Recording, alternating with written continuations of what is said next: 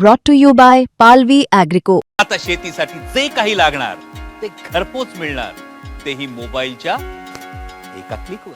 आज आपण त्यांची आठवण काढतो. ही आठवण नेहमी आपल्याला येत राहील. पण मगाशी मी माझ्या या भावनात्मक बोलण्याच्या सुरुवातीला जे म्हटलं की माणसं असताना त्यांचं महत्त्व कळत नाही, माणसं गेल्यानंतर कळून उपयोग नसतो.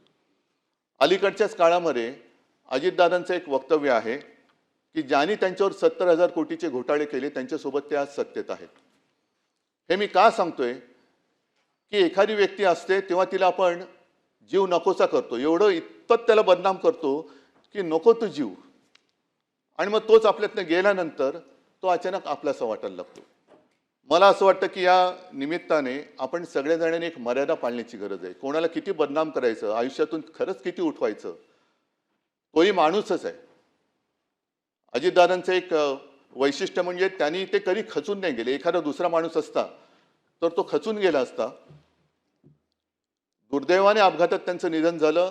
एखादा खचलेल्या मनाचा असता तर त्यांनी खरोखर जीव दिला असता. हे राजकारण किंवा ही संस्कृती आपल्या महाराष्ट्राची नाहीये. ठीक आहे, एखादा माणूस चुकतो, पण तो चुकल्यानंतर खरंच तो चुकलाय का ह्याची सुद्धा एक खातरजमा करण्याची गरज असते.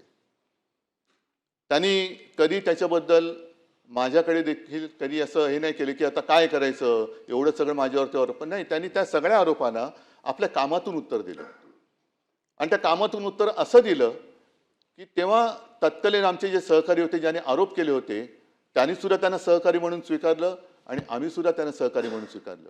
आणि म्हणूनच आज या सभागृहातला एकही व्यक्ती असं नाही की ज्यांनी दादांच्या कामाचा जवळून अनुभव घेतलेला नाहीये.